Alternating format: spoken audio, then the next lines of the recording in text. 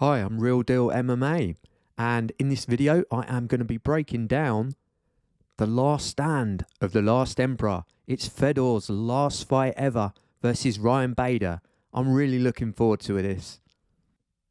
So it all goes off at Bellator 290.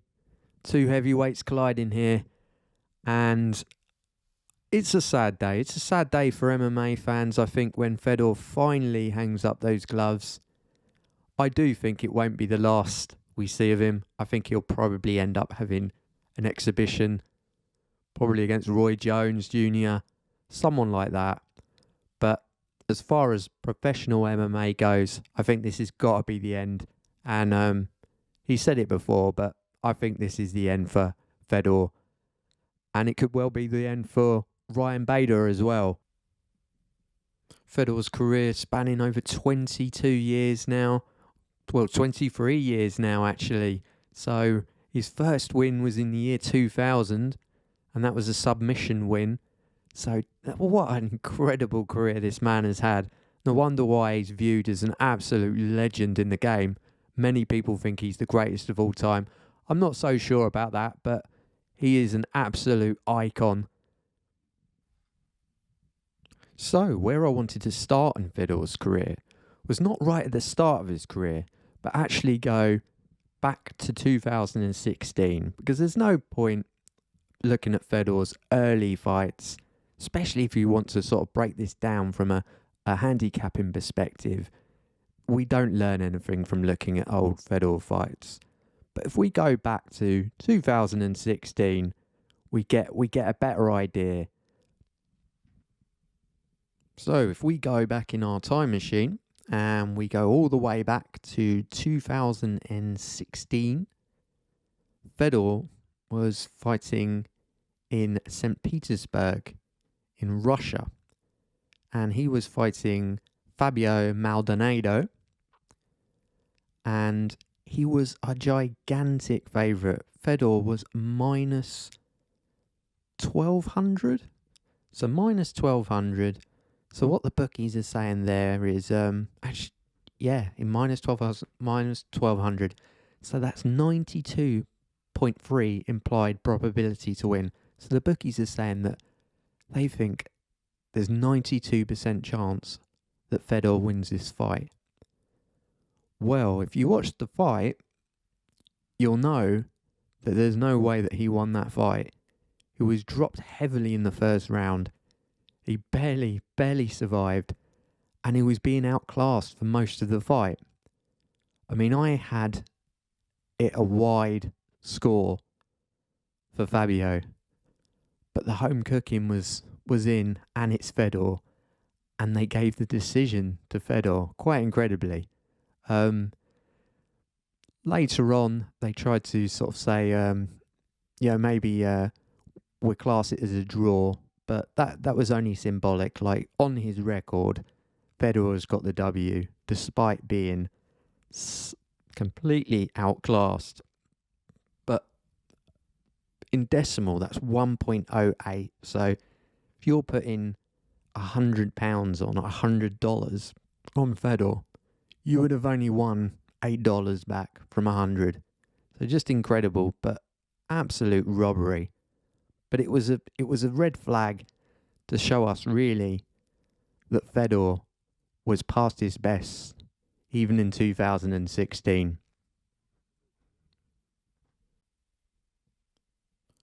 If we fast forward 1 year, then Fedor, after that victory, gets signed with Bellator. So he signs a multi-deal fight with Bellator, and that it gets announced that he would fight Matt Mitrione on February 2017 in California. But that fight was cancelled. It was later released that Mitrione was suffering quite badly with kidney stones, and they couldn't get a suitable opponent for Fedor.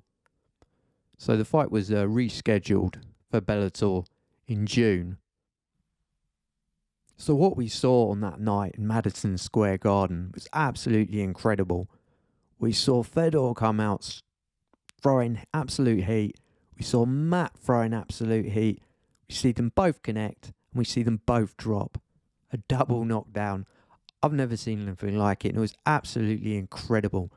Matt recovers first, and then just absolutely unleashes hell on Fedor and puts him clean out.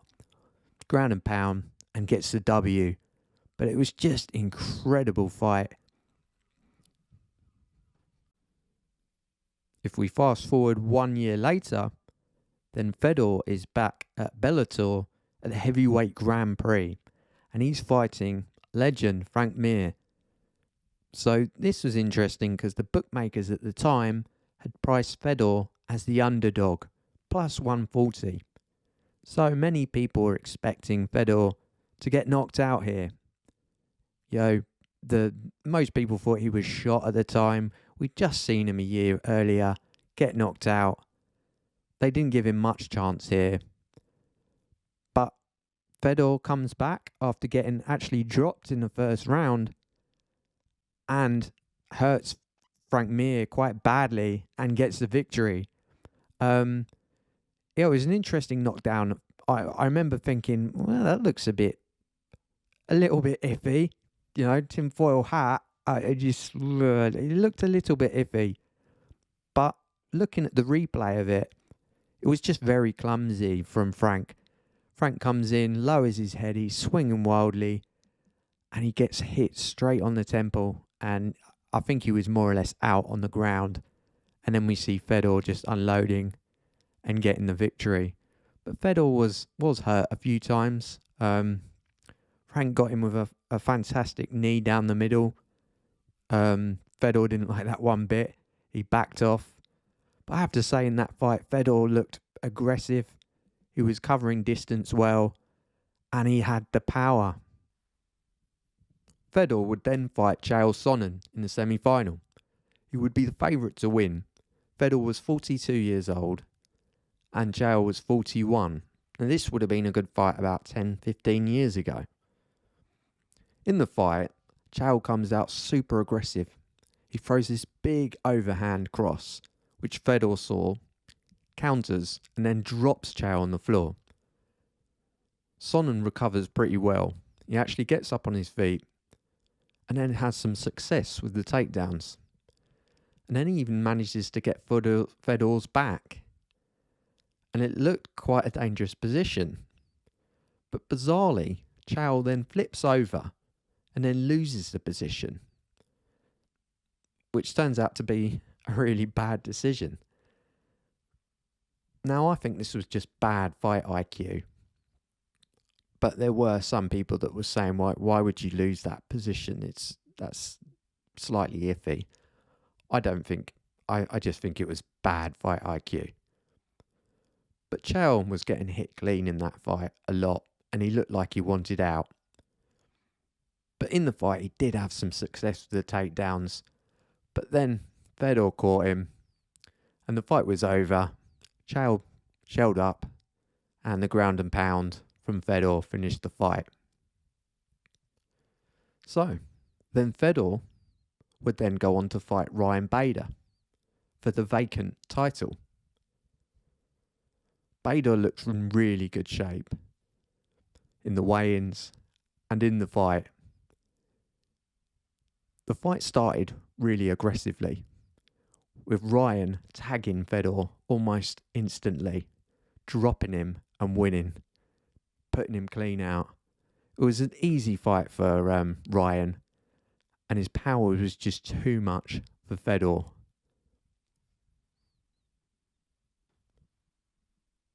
So Ryan was a minus 400 in that fight, but he looked more like a minus 1000. It was an absolutely dominant victory for Ryan. Fedor would then go on to fight the ghost, the shell of Rampage Jackson, which was a sad fight really for Rampage Jackson fans. He looked a fat mess, he was awful, and it was a dominant victory from Fedor. Fedor would then go on to fight a tougher matchup in Timothy Johnson. Now Fedor was the underdog in this fight, and he was expected to lose. It was an exciting fight, with both of them throwing wild shots in the pocket, both of them getting hurt. But Fedor is so dangerous on the back foot. He still has that power, even at his old age. And he put Johnson out with an absolutely beautiful shot.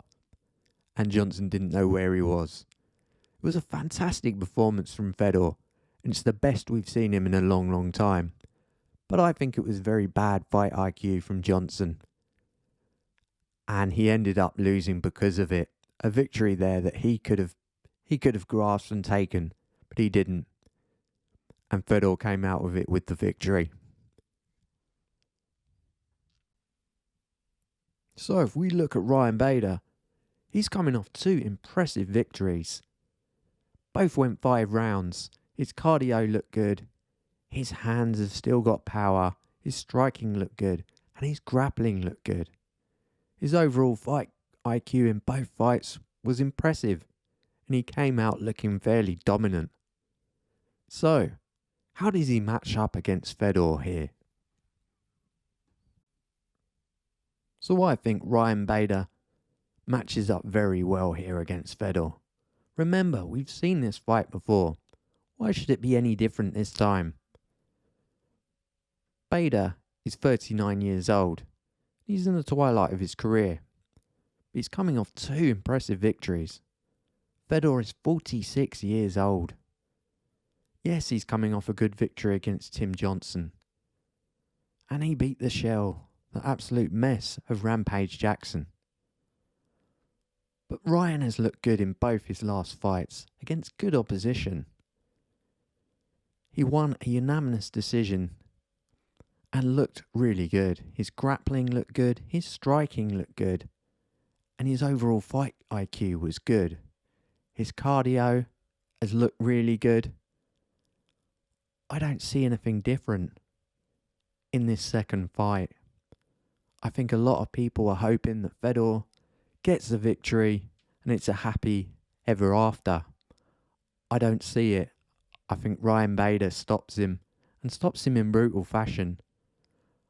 I like the Ryan Bader money line here. I don't think it should be minus 240. I think it should be more like minus 400. And it was minus 400 at one stage.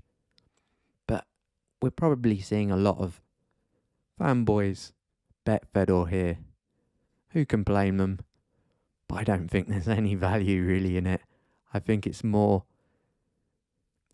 It's not a smart decision really.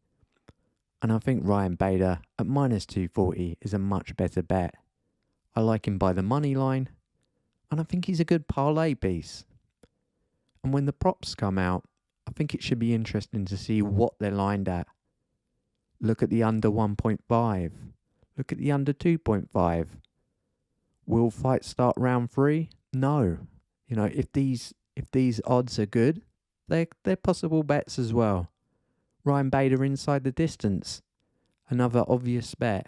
But it really does depend on what odds we get. But as I said, I think there's value on the money line here. I'm taking Ryan Bader on the money line, and I think he's a good parlay piece as well. So, that concludes my breakdown of the Ryan Bader Fedor fight. Hope you enjoyed it. Please subscribe, like the video, and there's going to be plenty more videos coming your way. Good luck.